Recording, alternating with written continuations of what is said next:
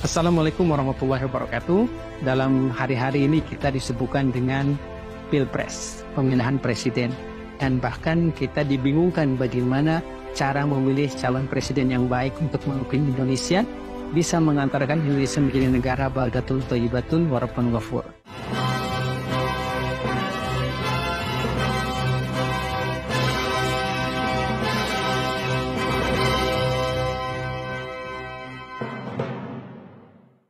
Bagi saudara kita yang muslim, itu sangat mudah sekali.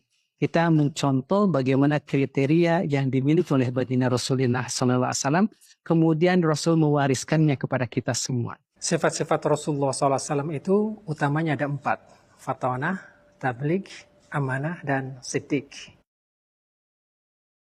Fatonah itu adalah cerdas. Artinya dia memiliki satu tingkat kecerdasan yang tinggi. Fatonah berarti menguasai data-data. Baik itu data-data pendidikan, kesehatan, demikian juga kesenjangan antara fakir dan miskin, demikian juga bagaimana data ibu yang hamil, yang stunting, menguasai ICOR, Incremental Capital Output Ratio, menguasai Gini Ratio, demikian juga kota-kota yang masih terbelakang di Indonesia, dan disparitas antara Jawa dan luar Jawa. Kemudian juga jikalau di hadapan kita ada seorang sarjana S1 dengan S2, kenapa tidak mengambil S2? Jika ada S2 dengan S3, kenapa ngambil S3?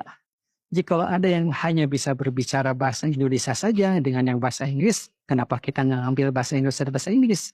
Kalau ada yang bisa Indonesia, Inggris, Arab, kenapa tidak memilih Indonesia, Inggris, Arab? Memang memiliki gelar akademis tidak selalu menjamin bahwa seseorang itu adalah cerdas. Tetapi minimum seseorang yang sudah kuliah di satu perguruan tinggi, dia sudah belajar satu disiplin keilmuan secara terstruktur. Sudah belajar secara tersistematis. Makanya ini akan membantu menjadikan dia seorang yang fatonah. Jika ada yang bisa tampil di forum-forum internasional, mengapa kita tidak memilih pemimpin yang bisa tampil dengan kecerdasan yang tinggi, dengan bahasa yang baik, dengan tutur kata yang baik? Alhamdulillah dengan segala kerendahan hati, setelah melakukan kajian yang cukup dalam dan cukup panjang, saya mencoba untuk menuliskan fatonah dalam satu buku, yaitu Fatonah, Professionalism, Quality, dan Competence. Ini ada sekitar 250 halaman, yang dimana ternyata jikalau kita dalami Fatonah itu, maka kita akan memiliki beberapa value yang berbentuknya. Di sana ada knowledge and learning, ada itqan and quality, strategic and tactful, ada musyawarah, ada time management, ada seorang yang selalu berevaluasi dan continuous improvement, serta dia tawakal kepada Allah Subhanahu wa taala. Itu cerdas, fatonah. Tabligh artinya balagha yubalighu tablighan. Artinya mengkomunikasikan dengan sesama. Tutur katanya baik, kemudian juga bahasanya teratur, kemudian juga sistematis. Nah, kemudian juga mampu berkomunikasi dengan semua kalangan. Itu yang dicontohkan oleh baginda Rasulullah SAW dengan anak yatim, dengan piatu, kemudian juga dengan orang tua, dengan nenek-nenek, semuanya disampaikan oleh baginda Rasulullah SAW dengan baik. Nah, kita mencari pemimpin yang tutur katanya baik, yang menjelaskan masalah yang pelik tentang kebangsaan dengan baik. Karena apa? Karena masyarakat itu tidak semuanya pandai. Masyarakat itu tidak semuanya intelektual. Banyak yang pendidikannya rendah. Nah, bagaimana kita memilih pemimpin yang cara komunikasinya bagus? Jika di forum nasional bagus, di desa bagus, di forum internasional juga bagus. Nah, kita harus memilih pemimpin yang maqalla wadalla. Bicaranya padat, tetapi sudah tersampaikan pesannya. Setelah melakukan kajian yang lebih dari 1 tahun, saya mencoba untuk menuangkan konsep tabligh menjadi satu buku yang tebalnya hampir sekitar 300 halaman. Nah, dalam konsep tabligh Rasulullah SAW, ternyata itu ada visionary and communicative leadership. Jadi seorang pemimpin yang mampu melihat visi ke depan dan mampu mengkomunikasikannya. Di dalamnya ada clear vision. Di dalamnya ada share mission, effective communication, teamwork, motivating and inspiring, care and compassionate, serta leading with examples. Jadi ternyata memberikan contoh suri teladan itu adalah tabligh yang konkret dan nyata. Nah, yang paling penting juga adalah amanah. Amanah itu artinya bisa memegang tanggung jawab, bisa mengemban anggaran.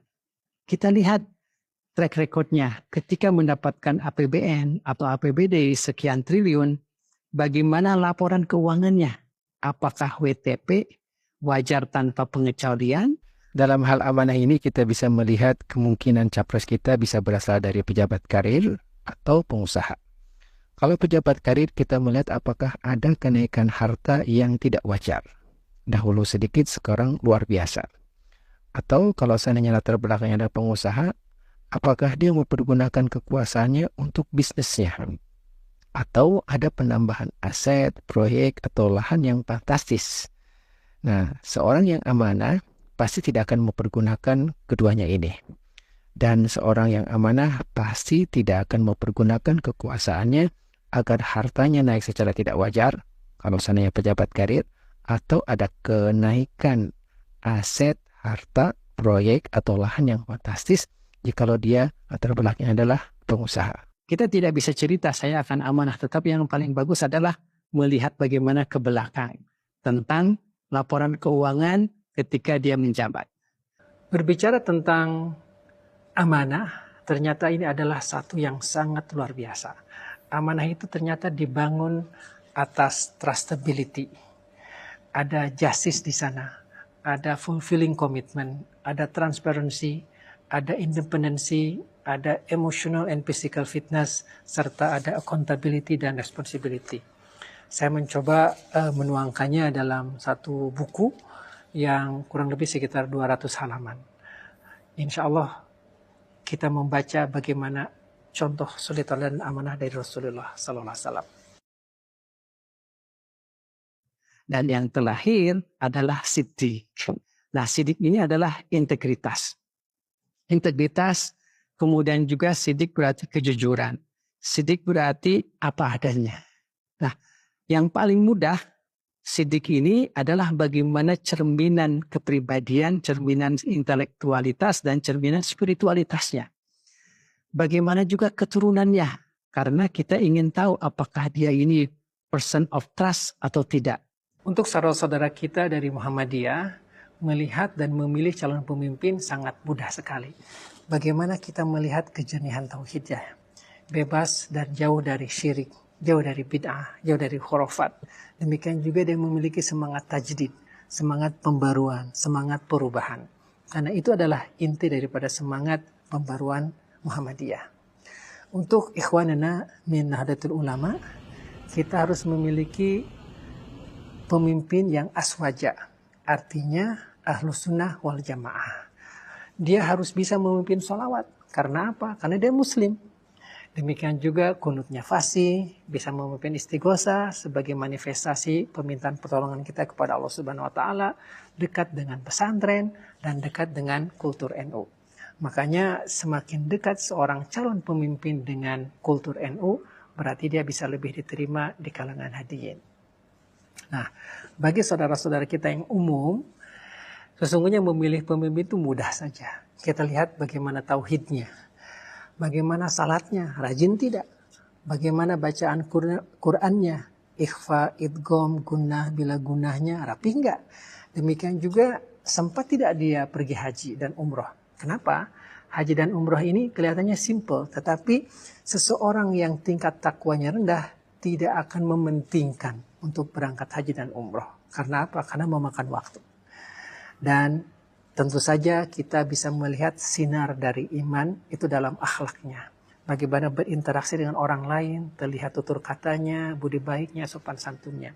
Dari situlah kita akan melihat calon pemimpin kita. Dan alhamdulillah setelah melakukan kajian yang cukup lama, saya mencoba menuangkan konsep tentang siddiq menjadi personal excellence.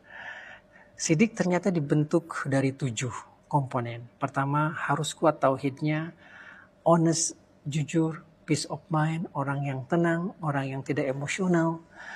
Demikian juga ada kesabaran di sana, ada kesyukuran di sana, dan dia harus halal oriented.